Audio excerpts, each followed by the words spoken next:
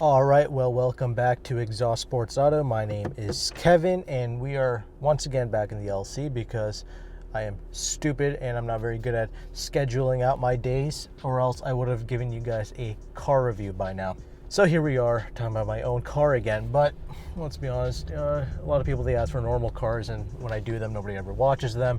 If you want to see some normal car reviews I did, as of recently, if you haven't seen them already, check out the 2020 Sonata Hybrid review and the new Corolla, the 2020 Corolla sedan, the XSE. Check that out. Okay, other than that, I think I'm going to do a review on a Lincoln Corsair because it's interesting, that's unique. I haven't really featured any Lincolns on this channel, so I'm going to try and get one of those and some other like nice little used cars if I can get my hands on those as well. Let's go this way. So yeah, that's kind of the plan. But anyway, as of right now, let's just quickly do a little video on this because a few of you have also requested me to do this video as well. You know, just living with this thing. What is it like? The attention. Kind of talked about it briefly in the daily driving video, but in this video, I'm going to go into a few other aspects as well. Obviously, first and foremost, the attention that this vehicle gets is a whole nother stratosphere, of course. Is it a good thing? Not all the time, I'm not gonna lie. I mean, if you're an introvert like myself, it kind of forces you to further develop thickened skin. I mean, obviously I have the thickest skin on the planet because I'm doing this YouTube nonsense. So yeah, this just takes it to a whole nother category. If you're an extrovert, oh man, you're gonna have quite the ego when you're inside of something like this. There's certain places where I don't go with this car. I don't want to take this car to certain places. There's you know, like when you see like those, you know, occasionally you see a Ferrari and you see some type of like middle-aged man driving it, and then you look at him, you try to say hi, and he doesn't look back at you. You know what I'm saying? I've effectively turned into one of those douchebags. Not because I don't want to, it's just like it attracts so much unwanted attention. I can't really siphon through like what's good and what's bad and who's actually like a genuine human being who wants to talk to me. So I just face forward, don't really look at anyone. So I've turned into one of those people. There are some good things about that attention, of course. I mean, when I pull up to dealerships, I get whatever I want. You know, I can go anywhere with this. It's maximum prestige, of course. You know, if you see anything you like, you can pretty much cream pie it. That's not an issue. Every time, you know, you see somebody in a nice car, it's always, they're a douchebag. They are immediately, that's what they are. It doesn't really help out certain people's images, but that's kind of the, you know, when I used to see nice cars, that douchebag, him and his little Maserati, you know what I'm saying? So so it's kind of the same thing. It's just it's a double-edged sword type thing. You know, what are you going to do? But I do like the fact that it is maximum prestige. It's the most amount of prestige I've ever received in my entire life. You just kind of cope with it. You kind of get used to it. If you don't really like it, I would suggest if you like this car, get this car in like black or something like that. That might help it a little bit more. But anyway, enough of the subjective talk. Some other things, you know, driving this car on an everyday basis. I have about 650 miles on this thing. It's been about 2 or 3 weeks now since I've had this car. About 3 weeks, I think. And driving-wise, it has been pure perfection, of course. I mean, like I mentioned, the full in-depth review I did in this car, I actually have zero complaints about the driving aspect of this car. One of the biggest fears I had going into this were those 21-inch rims. I really thought, oh man, this thing is going to ride rough, but it really doesn't. It rides like pure butter. I absolutely love it, man. It's not jittery at all. Like I mentioned in the review, it is super comfortable. It is just super isolated. It feels like you're driving any other Lexus product, and that is a huge achievement. The things that they've done with the suspension, the tweaks, the tunings, it has all worked tremendously. Now, keep in mind, this is a 2020 model year. 2019 and up, that's when they revised the tuning of the suspension. It is an electronic, like adaptive suspension unit. I don't notice a huge change when I go between the sport mode, the normal mode, stuff like that, but it just always rides really well, and I really appreciate that, so that's great. I've noticed the stopping performance of this thing is ridiculous. It doesn't have any like ridiculous cross-drilled or slotted brakes or ceramic brakes or anything like that. They stop on a dime. It is phenomenal. But like typical sports cars, it does produce a lot of brake dust, so that's something you have to keep in mind. You know, it might be a good idea to ceramic coat these wheels or whatever, so that might be a good idea. Now, one of the greatest euphorias of driving this vehicle on an everyday basis is this motor, this transmission, the exhaust, the induction, all of these things, they contribute so much into the glory of this car. I've noticed myself This is the one car that I've been driving around in. I typically use the paddles quite a bit in this car. I usually don't do that in a lot of cars. I feel like the paddles are kind of a waste of time. But in this car, this is the one car, I start off driving in normal mode, but then I quickly switch it into Sport Plus and I start playing with the paddles because it's like how Lexus describes like a symphony. It's like a musical instrument. Every time you pull a gear in this thing, it is absolutely tremendous. It's like every time you hit a downshift in this car, it's like this car is spitting on peasants. It's awesome. The glorious sound that this thing produces. I've also noticed that driving with the windows down, it really amplifies this. It's like, this car is really quiet, by the way. So when you have the windows up, it's like, yeah, you do hear it, and that's partly because they have that intake tubing that runs into the cabin, and that really does help with the induction tone. It's not double pane glass or anything like that, but it is remarkably quiet. Having those windows down really does help it transform this experience. I can only imagine what the convertible is going to be like. I know it weighs like 4,700 pounds and it's not going to be as fast or whatever, but like it's still, I think that's going to be quite glorious. All the sensations, all your senses being activated, that's going to be truly a glorious sensation for sure. Now, other aspects of driving this car on an everyday basis, practicality wise, it is on the lower side, of course, but it's not completely useless.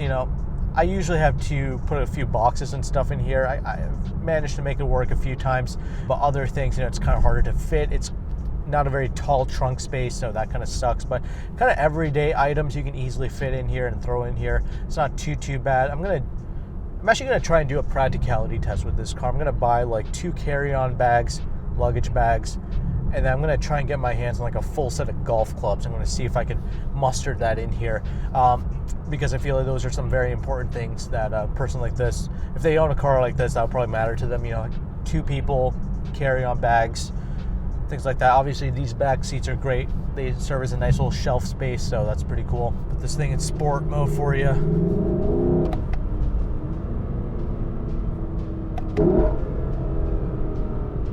Second gear downshift. This chassis is just so magnificent. Yeah, that's glorious. That never gets old. And just put the little thing in automatic mode and it'll calm down. Anyway, let me quickly mention something about the paddles in this car, which I totally forgot to mention in my driving review, and I completely do apologize about this, but I should have went more in depth into this amazing 10-speed automatic. So yeah, I did briefly talk about it, of course, in my review, and the way when you're really pounding this thing, when you're really hard driving this car, this thing shifts like faster than a dual clutch transmission. I swear to you, it is so smooth. It is so luscious to use this system, this magnesium paddle shifters, all that stuff. It is just absolutely amazing. But when you're kind of driving normally, it just shifts like a Lexus RX or something like that. It is just so refined. It is just so smooth. I absolutely love it. But a couple of things I noticed driving this car. The normal mode in this car, it's pretty sick. When you're not on the paddles or anything like that, when you're just kind of flooring it, it's actually pretty aggressive. I like it. It's actually like, it does that thing, you know what I'm saying? Like I first mentioned to you guys where it makes like the peasant's eardrums pop or whatever. It kind of does it, that little sharp little upshift thing that it does. I love it. So you get that in the normal mode. It's a little bit harder to replicate that in the Sport Plus mode. You really have to ring it out to the entirety of the 7,300 RPM, and that's a little bit difficult to do on public roads because obviously you're going to be breaking all the speed limits. From second to third gear, that's really the only option.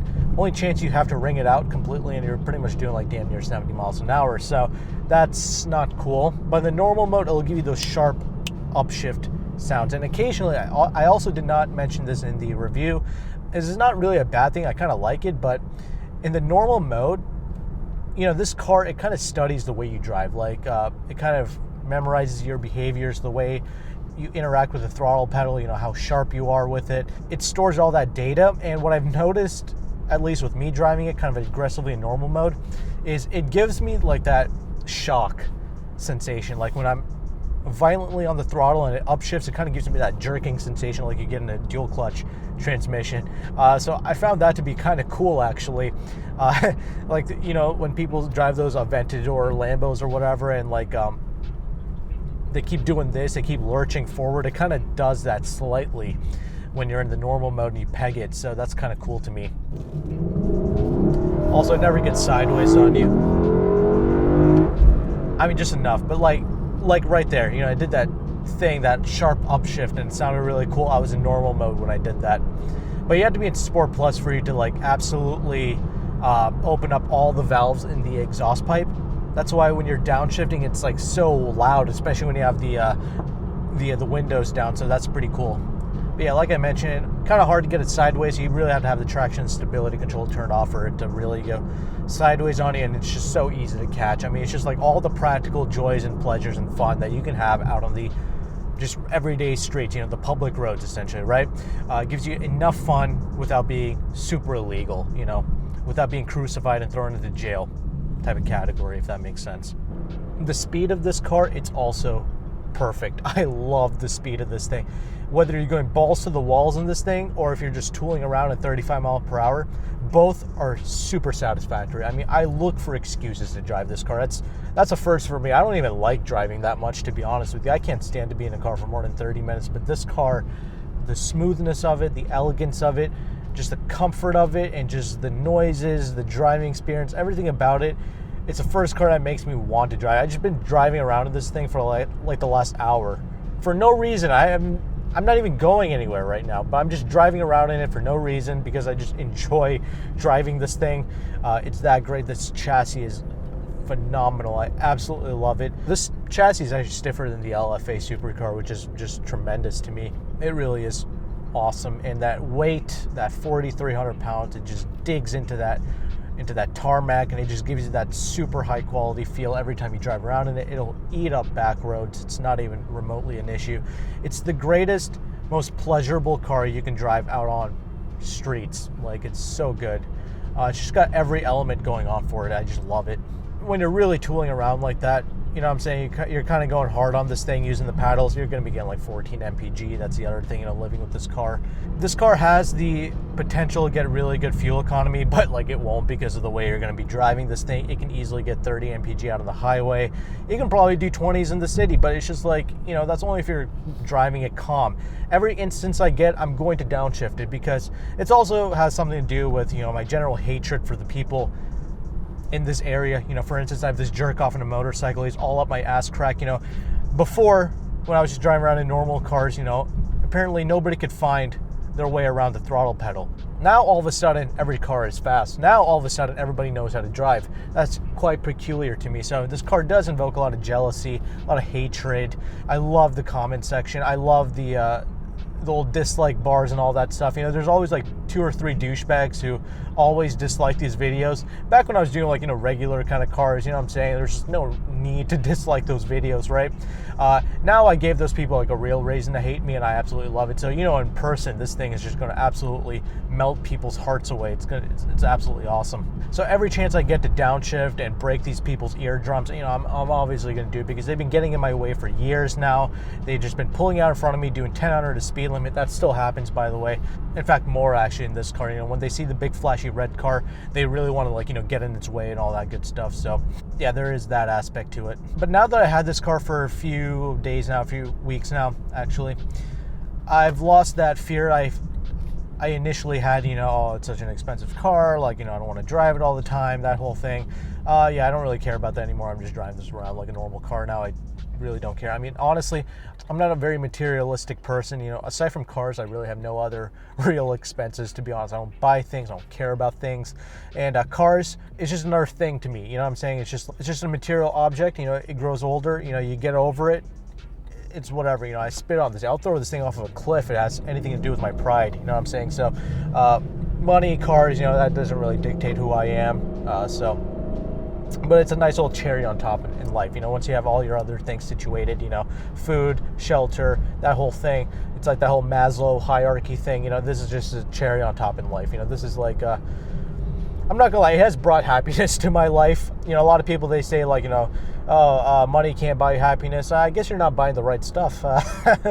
It's really like cars are like one of the few material things that you can buy. It's like a true experience. Yes, it's like the worst monetary thing you can do, but it's just like, it also gives you the most amount of pleasure. You can buy houses, watches, clothes, It only goes so far, right? I mean, you put a watch on your wrist. I mean, it can be $250,000, it can be $1 million. It's just a watch. You can't drive a watch. You can't experience a watch. You just look at it, jack off to it, and you just put it back down again. I mean, that's kind of the end of that. This, you drive it on an everyday basis. You meet people, good or bad, and you interact. You know what I'm saying? You pilot it. I mean, it just brings you an extra level of joy on your everyday commute. I'm not going to lie. It is something that it has a price on it, but you also can't put a price on it type of thing, if that makes sense. You know, when you just tip into that throttle, you hear that like V8 kind of burbly sound. It has such a great tone to it. It is very musical. Like Lexus was not, it wasn't hyperbole when they were saying that this is like a musical instrument. It is the greatest pleasure to get on that throttle and just to like, you know, listen to this thing. I absolutely do love it. You know, you're not ever worried about going over speed bumps like I just did there. It's not that low slung. You're not too worried about it. You can go over speed bumps, speed humps, driveways. And, you know, occasionally, you know, it's best to take it at a slight angle, of course, but it's like, it's really, truly, I've never even scraped this car once. It's really a very easy car to drive. That's another thing, you know, the blind spots, the everything. This is one of the easiest kind of sports cars I've ever lived with and driven. It's not like those Vets or those Camaros, you know, this is far easier to see out of. So that's a great plus as well. This is truly a daily drivable car. Out in the rain, it doesn't get too ridiculous. You know, I had this thing out on flooding rains, and I'm not worried about hydrolocking this thing or whatever. It's just a quality built vehicle. I can drive it anywhere, anytime. It's not a big deal. I can probably even get through some snow with this car if I put snow tires on it. That's how versatile I really think it is. Obviously, it's not all-wheel drive or anything like that, but I'm just saying. Other things that spec sheets and, you know, words can't really describe. You know, you look at this thing, it's always an occasional look at it. It's always a great pleasure to just look at its flowing lines, because obviously the shape of this car can't properly be captured in pictures and videos. Like that spindle grille, yes, every Lexus shares that grille, but like the way, like it's at such a extreme angle, like the way it came in, and it just, that's why a lot of people look at this thing. It's not like the other Lexus car. It's not like an RC or whatever. It really is a truly completely radical design altogether. So I absolutely do love that as well. Okay, I made some notes here. You know, I'm stopped, so let's just kind of go through this here. Door handle, you know, this is kind of the few other kind of things I've noticed, you know, living with this car. It's such a heavy door, but they have this stupid door handle design. Obviously, it pops out electronically. Unnecessary. And, you know, okay, fine, it can do that. I get it. It's trying to be flush. It's trying to be aerodynamic, which I think this thing has like a coefficient of drag of like 0.33, which is less than the LS 460, which is funny enough, like from 07, you know what I'm saying? So that's interesting. Anyway, it's got the door handle. It's flush. You know, you unlock the door, it pops out, but it feels, I don't know, for such a heavy door, it doesn't feel right to yank on that thing. It feels, it's not going to obviously come off. It's far too high quality to do that, but I'm just saying I don't like pulling on it, because even though this car is like, I mean, like this door is like carbon reinforced plastic and all that stuff, it's still a heavy ass door, and like when you pull it with that flimsy little door handle, it doesn't feel right. So I don't really like that, you know, living with this thing every day. I don't like the fact that the climate control, well, no, I'm sorry, not the climate control, that's completely separated from the screen. I love that, but the heated steering, the heated seats, the cooled seats, all that stuff, I have to access the menu here, like inside the infotainment screen. That sucks. LS was a lot like that too, actually identical to this. This car doesn't have massaging seats, and I don't really care. I don't really miss that. I remember I had it in the LS 500H, and I didn't really care for it. I used it maybe like a handful of times, but the cooled seats, I'm using that quite a bit because it does cool down these seats, obviously. It's very hot now, so I'm using that. It does a great job, but I don't like to obviously dick with the screen. I never dick with the screen when I'm driving, so that's kind of unfortunate that they buried that here. They, you know, they touted that they made this electronic gear shifting knob to make more space in the cabin. A, there's not a lot of space in this cabin, and B, they have all this space up here, right, north of the gear selecting knob. Much like the 2020 RX 350, they could have made physical buttons for the heated seat controls, cooled seats, heated steering wheel button, all that stuff. They could have put that right here, so that's kind of unfortunate. I have one of the greatest audio systems ever made in a car, and I never use it because this is one of the few cars, again, I'm not really blasting music in this thing. Really, I'm just listening to that motor. This is all very strange characteristics for me. I always play big music when I get into the car. You know, I'm always blasting rap music as soon as I jump into a car, but this car, that's not the case. I think I maybe hooked up my phone to the Bluetooth like once or twice when I first got the car just to test it out, but that's pretty much it. So there's Mark Levinson, which actually Pioneer actually makes this audio system. It's like, it is literally the best audio system out there, but I'm not really using it. Since this car does come with a CD player, I do kind of sort of want to make like a high quality CD. I want to buy a high quality CD and like kind of rip my music onto that and start listening to the music with the CD, because that's apparently the most high quality way of listening to music. So I kind of want to try that out with this car, so see how that works out. I guess we'll finally end off on this. The car's great. I love everything about it. It is the most high quality object I have ever owned, ever felt, really, in any car. I test drive cars, I review cars, I've driven pretty much everything, and this is my most favorite car I've ever driven. It's not the fastest car I've ever driven, and it doesn't need to be, because it's a street car. When I go out there, it's going to be 35 miles per hour. This is the greatest 35 miles per hour I've ever done in a car, so that is great. It is huge fun to own this car. I saw a E450 Benz, you know, like a new one, a coupe. You have to be a fool to go out and purchase something like that, especially if you have a car note of over $1,000 and you have something like that. You're an absolute fool to go with something like that and not this. It's just like, it's completely pointless, because this is so much more fun. This is so much more enjoyable to listen to. You know what I'm saying? Like, those other cars are just so empty. They just don't do it for me anymore. You know what I'm saying? Like, this is the most emotional piece of machinery I've ever had the pleasure of experiencing. Everything you touch, interact with, these little magnesium paddles, they're just a pure joy. And it's just you know, Lexus wasn't screwing around with this car. It's much like the LS400. You know, somebody mentioned to me that this is kind of like the next generation of LS400 almost, in terms of like their mission with this car. You know, they use like more than 3 times the typical R&D budget to produce the steering rack in this thing, to get the suspension right, to make sure, you know, like the hip placement, you know, everything about this car, in the seating position, all of it, they spent so much time on it. It's just like, and the best part is you actually get to feel all those things. You know, usually when I go and review cars, I don't really spend a whole lot of time talking about the technical aspects of a car, because it doesn't really mean a whole lot to me. A lot of car engineers or whatever, they go into great lengths. Oh, we did this amazing thing with the engine, all this technology we put into it. For what? So it can break down in 3 years after the lease is done? I mean, it's just like either that, or like when I drive the car, I just don't feel any of it. It means nothing. All your merits, it means nothing to it.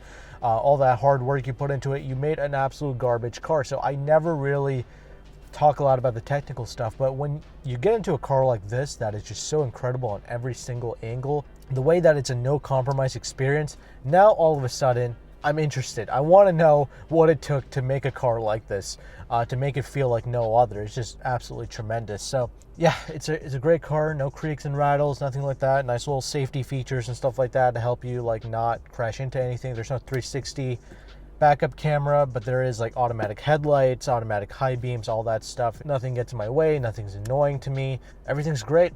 It's a great car. Yeah, that's kind of what it's like to live with it. So hope that provides some value to you. Hope you appreciated this video. More reviews are to come, but thank you again for all your support and for watching these videos.